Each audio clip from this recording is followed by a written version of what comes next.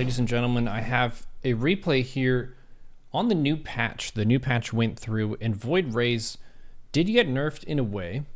And I have a game for you here where I wanted to showcase maybe how some of your Protoss opponents might adjust to the nerf. And I want to be really clear about what the nerfs were for Protoss versus Zerg. One of them was shield batteries.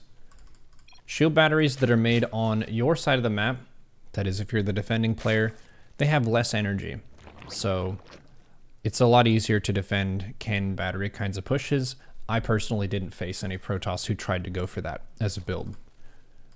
The other really key nerf that a lot of people are talking about is the Void Ray. And the way that the Void Ray got nerfed doesn't actually change the power of the unit. It only changes the production time of the unit and the cost of the unit in minerals. It costs more minerals and it takes more time to build. But it's still a really strong unit, especially against Zerg. So I wanted to look at this game and kind of go over it together with you just to think about how Protoss players might adjust.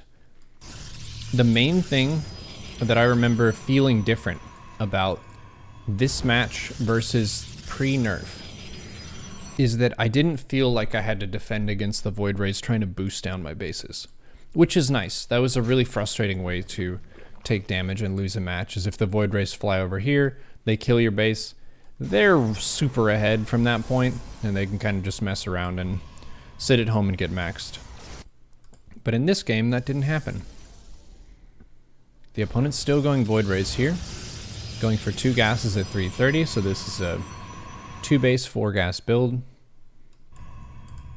Super safe here with a sentry and a Void Ray and a shield battery. The gases will be filled here pretty soon.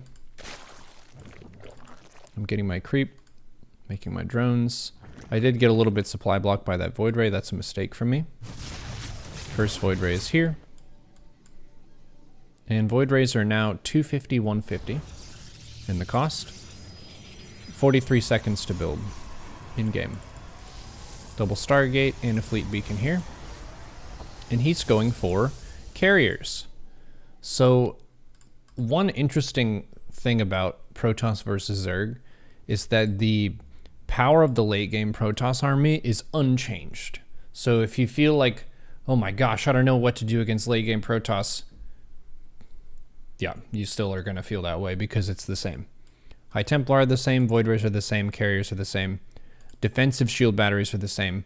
So the process of busting in and winning is going to be pretty tough. And I wanted to look specifically here for any windows of opportunity that may have existed that I didn't capitalize on. +1 attack is going for air units. There are no ground upgrades going. He's just making 2 carriers here. And then the big nerf to Zerg against Protoss was no transfusing off creep. The ability transfusion, it turns gray. And you can't use it at all. Basically how it works. So spread creep a bunch. You can still technically queen walk. There's a robotics facility and a Templar archives. So the opponent right now, 6 minutes 30 in, only has 4 units, 2 carriers, a Void Ray, and a sentry. So I'm not really scared of anything right now. And I could potentially hit this base with the Queen Walk, but I would need to get some creep there. I could either do that with a Dropper Lord or with a Ford Nidus. I have Roach Speed going, which isn't really going to help me too much. I have Spores. Basically more defense than I need, given how few units are here. So the way I would describe this style is greedy and passive. He's going for tech and almost no units, and just relying on static defense and Void Ray carrier to defend. But if I had 10 queens at this base right now, could maybe get some damage in. But you would need to add a Nidus or something that gives you a forward place to apply some creep. This base is being taken basically with no escort. So for me to be attacking the rocks instead of this is giving them a free opportunity. So yeah, I definitely missed a lot of opportunities this game. They're probing up a bunch. Double Stargate still. And then just passively sitting on this base.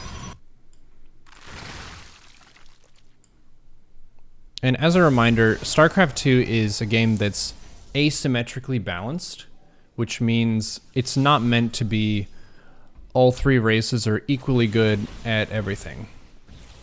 Protoss is going to be better at certain things, Zerg is going to be better at certain things, and Terran is better at certain things. The main edge for Zerg is production. We can make stuff really fast and we can tech switch really fast. Protoss, their strength is they have better units. They're a little bit more expensive and they're a little bit slower, but a maxed out Protoss army like this is super easy to use. You just use Guardian Shield on the Sentry, and then you A-move, and then the High Templar Storm. That's basically it. And the stuff is all kind of slow and moves together, so you don't really have to micro it.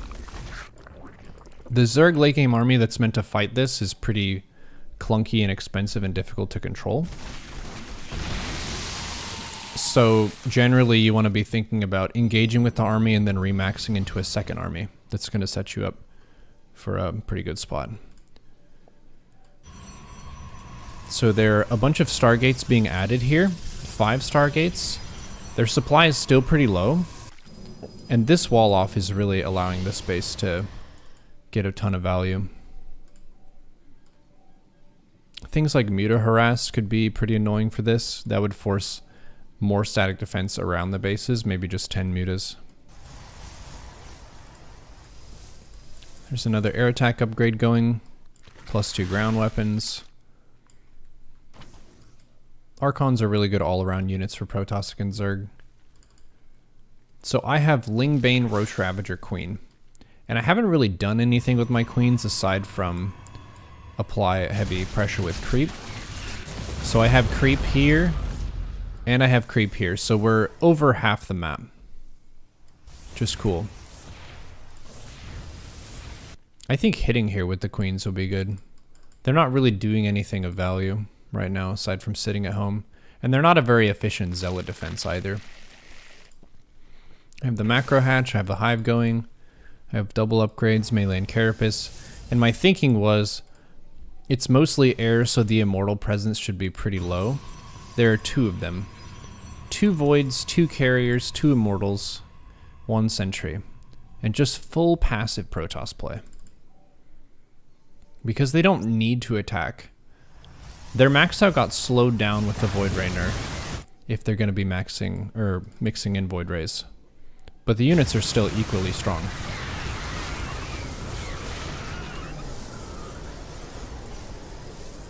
Lings aren't super good against this. This map in particular is really good for turtling because if you wall this off, it's tough to get Bane run by and stuff going. Like getting Ling Bane into the natural in the main, that would be a really big play, but it's tough to get them all the way there. I think I tried to here. I could have just killed those.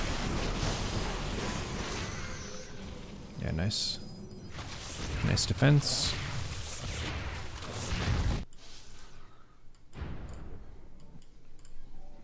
I think I could have gotten a better Overseer Scout of the main here. I didn't really get a follow-up scout. And the nice thing about High Templar is they're gaining value the longer they're in the game. Even if they're not casting spells, they're getting full energy for a lot of storms later on, and feedbacks if they need to do that.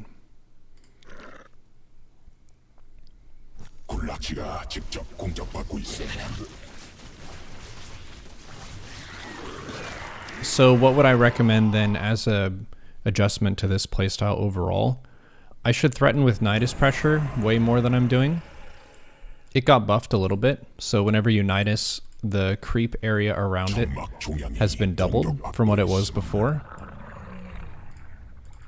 And that would be a way that I could at least force the opponent to fly up here and try to defend stuff. I can control the warp in cycles and that kind of a thing. But yeah, the sit at home Protoss style is still very much alive and well. With some ranged units, you could kill this rock area here and apply some pressure. And if you have enough Banes, you can bust through gateways. It's just not very economical for yourself.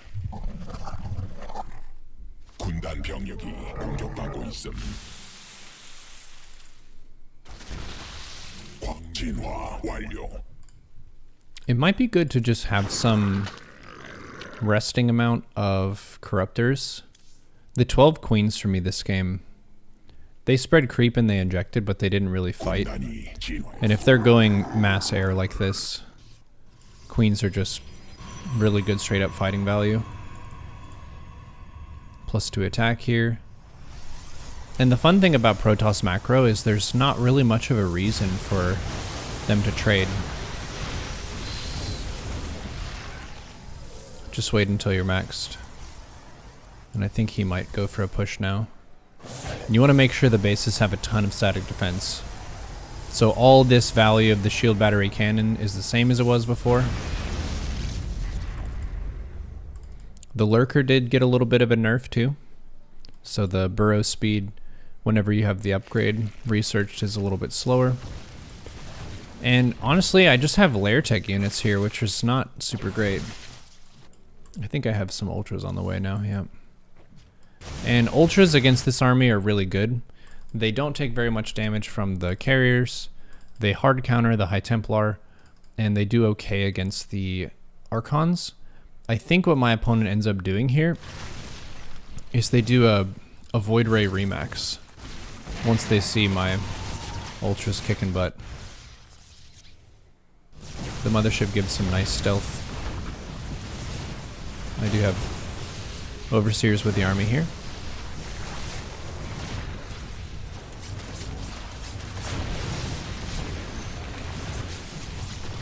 I'm gonna recall, kill a base and recall. The classic. Wonder where he recalled to. What? To the main. Okay. This army is quite tough to beat. The Archons are heckin' stuck. That's pretty funny. I wonder if he kills a gateway to get out of this. I have a lot of ultras and stuff here. I try to get a pre-split between 2 lanes. I could have even had some units showing up here too. Then I wouldn't have this ultra traffic jam in the back.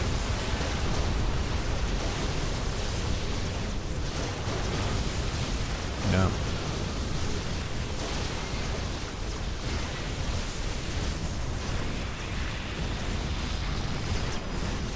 So units lost for me. Protoss is being about twice as efficient. And that's a big edge of Defender's advantage.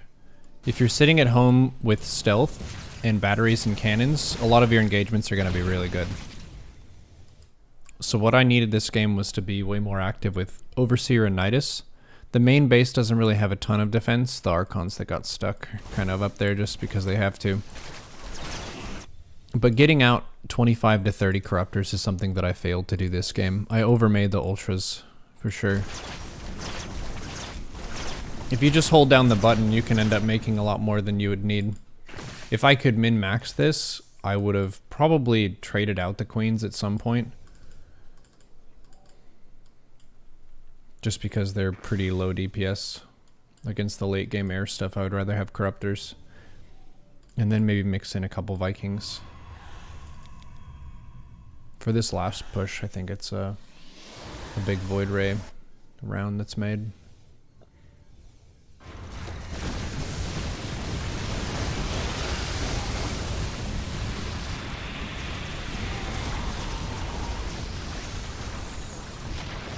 Nice. So the Corruptors are out, and I think as a response to that, yeah, he's making 5 Void Rays at a time. And then in the late game, when you have Chrono Boost for all of them, and you have a bank, that's a really nice unit to mix in. So yeah, what should I have added here? Once I see the 2 carriers, I probably should have just tried to Queen Walk with a Nidus at them, because that opening is really greedy. What Protoss is meant to do is make disruptors and or Tempest to defend against a Queen Walk play. And they didn't remove Queen Walk. Really, the way you could think about it is they just added the requirement of bringing creep with the push if you want to heal your queens. So you could bring an Overlord or several and make a highway, or you could do a Nidus and then just Nidus outside their base, creep around it, and then you can push up into the base. Yeah, just a little PSA kind of breakdown for you. Protoss units are basically the same power level. The only thing is their late game Deathball army is a little bit more expensive and it takes a little bit more time to make, but it's still very strong. So trying to be active with harass. I would like to try more Nidus stuff for sure. Just kind of Nidusing around bases. Even if you don't kill the Protoss with the timing at this third base, one thing that you can do is Nidus at base locations and just creep to delay bases that are taken. So if I go back to whenever they had a really greedy setup here. So basically here where they have all tech and no substance aside from 4 units. If I send the queens with a Nidus attack,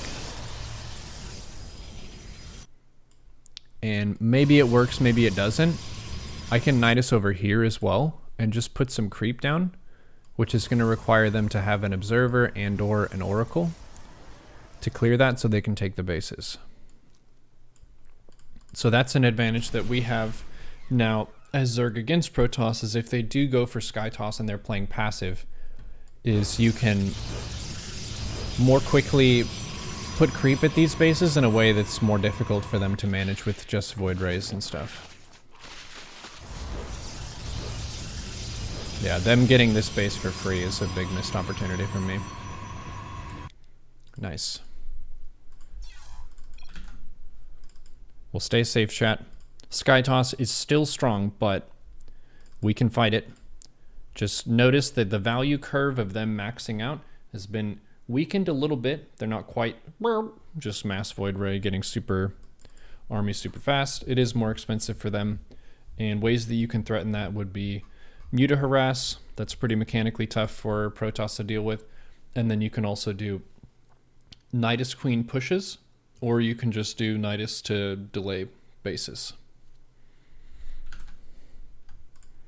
May you use this information well. I hope I can too.